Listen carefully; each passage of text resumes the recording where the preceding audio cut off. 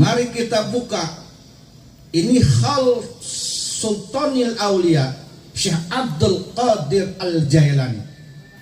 Siapakah Syekh Abdul Qadir? Syekh Abdul Qadir Jailani adalah seorang dzurriyyatun Nabi sallallahu alaihi wasallam. Dari garis bapaknya dia keturunan Sayyidina Hasan, dari garis ibunya dia keturunan Sayyidina Husain. Jadi masih keturunan Rasulullah Muhammad sallallahu alaihi wasallam.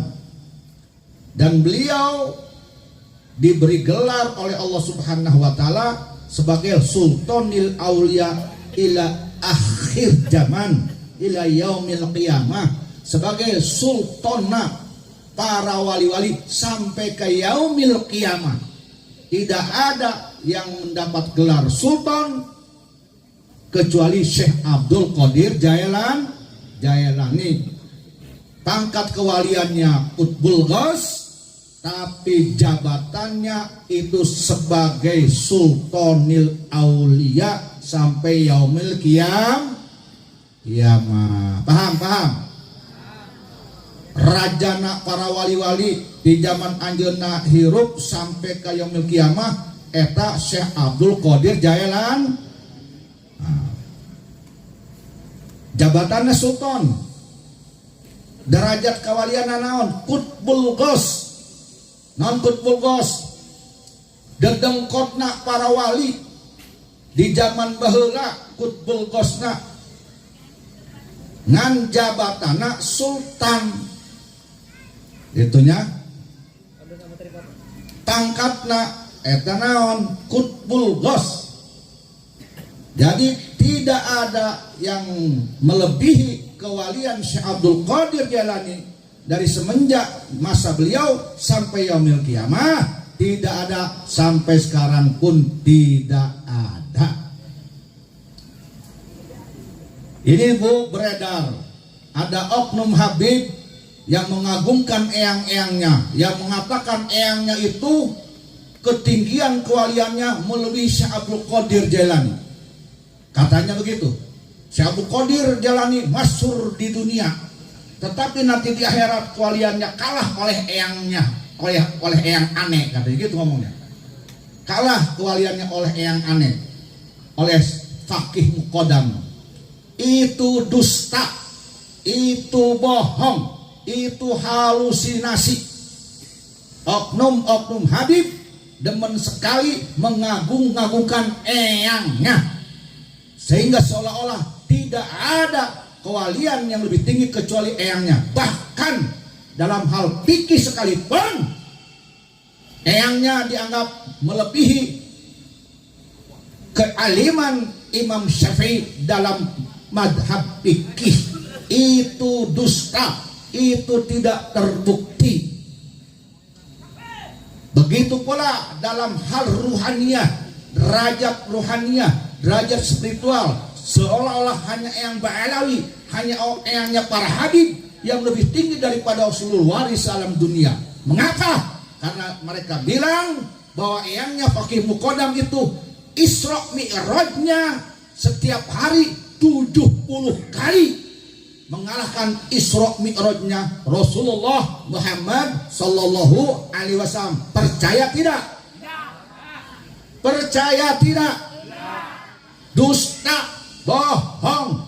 Nabi Muhammad Sayyidul Makhlukat, eyangnya para dzurriyyatun Nabi, eyangnya wali songo, Isra Mi'raj hanya 1 kali. Tetapi oknum Habib mengatakan eyangnya tersebut bisa Isra Mi'raj 70 kali setiap hari. Aneh tidak? Begitu kebiasaan oknum-oknum Ba'alawi, seperti apa yang dikatakan oleh Imam Al-Ghazali dalam kitab Ihya Ulumuddin. Seringkali oknum Ba'alawi dari dulu sampai sekarang selalu mengagungkan eyangnya leluhurnya. Dan akibatnya apa?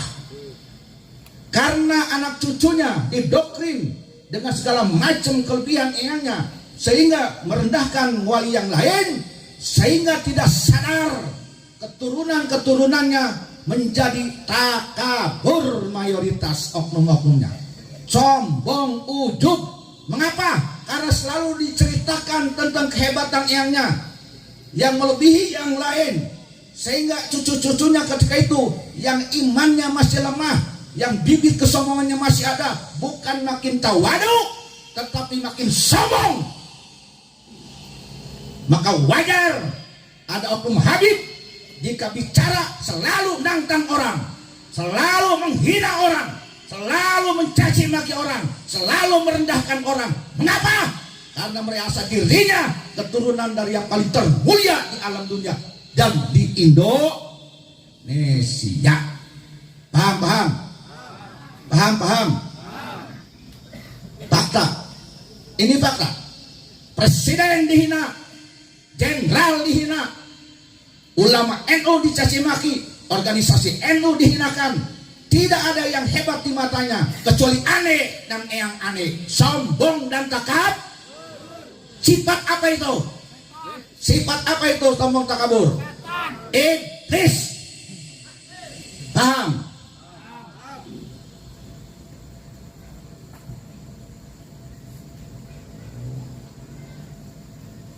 Ini harus dijelaskan.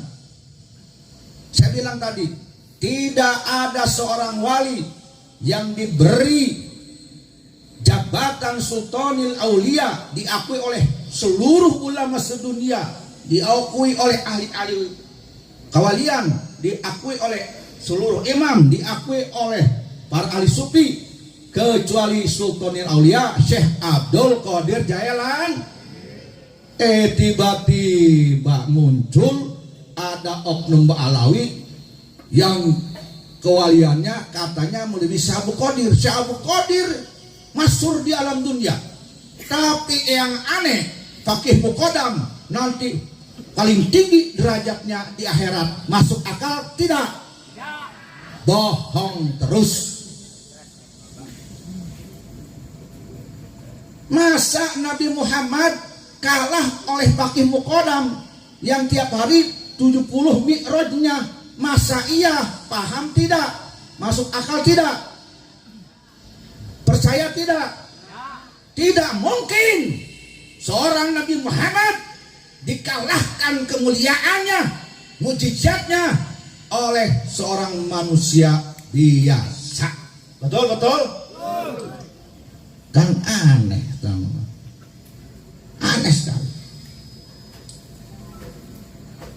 Ngalamun netan gitu. Siga neta kurang jajan teman-teman. Maka Bu, ini menjadi pelajaran bagi kita. Awas, hati-hati. Jangan pernah terlalu mengagungkan leluhur kita kepada anak kita yang masih lemah imannya. Jangan terlalu mengagungkan leluhur kita kepada anak yang masih belum kuat imannya. Karena kenapa? Dikhawatirkan akan menimbulkan kesombongan bagi anak kita. Sehingga ketika anak kita sombong, dia bukan makin dekat dengan Allah, tetapi akan makin jauh dari Allah. Oleh karena itu, Bu, para wali songo, Ibu tahu nggak wali songo siapa? Bu, wali songo itu siapa? Wali songo itu 9 waliullah, penyebar agama Islam di Indo. Wali songo itu semua derajatnya kutub, wali kutub, ahli tarekat, duriyatun nabi, kecuali 2 wali songo yang bukan duriyat nabi. Sunan Ampel duriyatun nabi, Sunan Gunung Jati duriyatun nabi, Sunan Giri duriyatun nabi, Sunan Kudus duriyatun nabi. Ya, Maulana Malik Ibrahim duriyatun nabi, Sunan Bonang duriyatun nabi. Wali songo tidak pernah mengajarkan kepada anak keturunannya mengagung-agungkan dirinya dan mengagung-agungkan leluhurnya, kecuali mengagungkan Allah. Wali Songo selalu mengajarkan kepada keturunannya mengagungkan Allah Subhanahu wa Ta'ala. Maka wajar keturunan Wali Songo semenjak Wali Songo berdiri menyebarkan agama Islam sampai saiki, sampai sekarang keturunannya tidak ada yang takabur, tidak ada yang sombong. Kenapa sebabnya?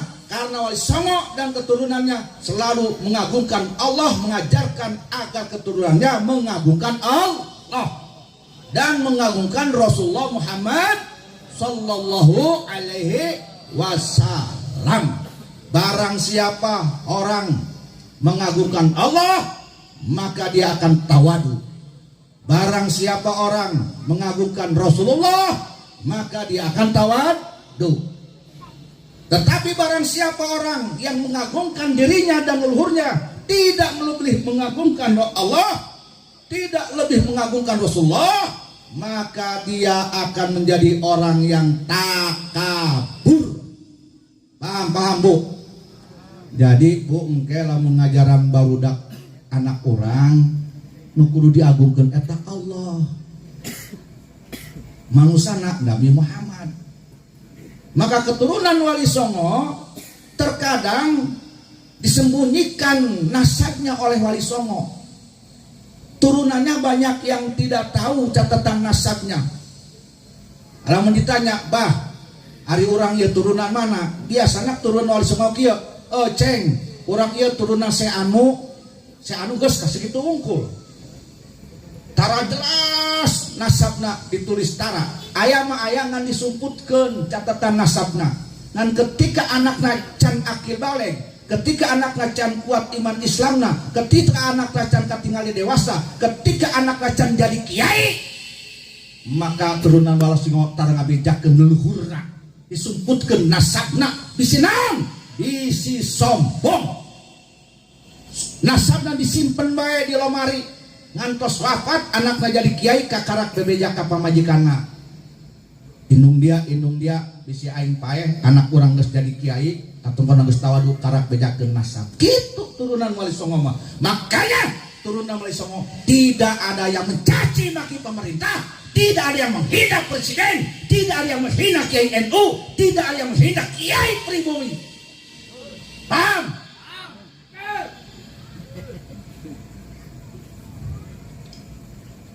Hampir semua keturunan Wali Songo menjadi ulama Nusantara, menjadi ulama pribumi yang tawadu. Banten kalau tidak dibimbing, tidak dipimpin oleh ulama Nusantara, oleh ulama pribumi, tidak akan seperti ini orang Banten. Betul tidak? Bagaimana dahsyatnya Sultan Maulana Hasanuddin, bagaimana dahsyatnya Sunan Gunung Jati, bagaimana dahsyatnya keilmuan Sultan Maulana Yusuf, Sultan Maulana Muhammad Nasiruddin Latuin Banten, Sultan Maulana Nama Fakhir Mahmud Abdul Qadir, Sultan Maulana Abdul Mali Ahmad, Sultan Maulana Agung Tirtayasa, dan ke bawahnya bagaimana dahsyat dan ilmu dan karomahnya. Tetapi mereka tidak mendidik keturunannya untuk sombong dan takabur. Tapi ari oknum nama ayah bebu, ayah bae oknum nama ayah binu takabur ayah bae. Ngan eta marana ge variasi. Tetapi ketakaburan mereka tidak dipiralkan. Ketakaburan mereka tidak dipertontonkan di podium-podium sehingga setakabur apapun tidak dicontoh oleh orang lain. Paham tidak? Beda Bu, Pak, awas para kiai. Sasaha ge keturunan ayah bae nu sombong oknum ngaranna ge. Ngan beda. Aya nu sombongna ditiru, dipiralkeun, dicontohkeun sehingga dicontoh ku batur milu sombong. Aya kesombong mah sombong ngan teu dipiralkeun, teu cocorokan dina podium sehingga kesombonganna teu dituturkeun ku batur. Dosa mana nu paling gede? Dosa jama yang kesombongannya, takaburnya, ujungnya dipiralkan di panggung sehingga dicontoh orang lain. Wajar loba oknum orang Banten, oknumna lain kabeh. Oknum orang Banten, loba oknum orang Indonesia nu pipiliun angas, arogan, kasar. Betul tidak? Betul tidak? Sok jawara, sok jago, pokolotot. Kurang karena ayah oknum Habib yang beri contoh kesombongan di depan umum sehingga ditiru oleh mereka-mereka yang tidak tahu, dia tidak punya otak. Betul tidak?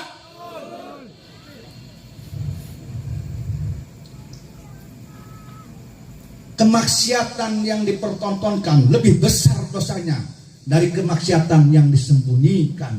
Mengapa? Karena kemaksiatan yang dipertontonkan akan diikuti oleh orang lain.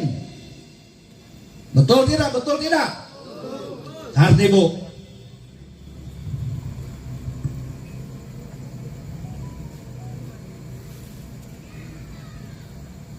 Maka wajar kalau keturunan-keturunan Wali Songo saat ini sudah bersatu, sudah mulai bangkit menjaga keutuhan negara Republik Indonesia.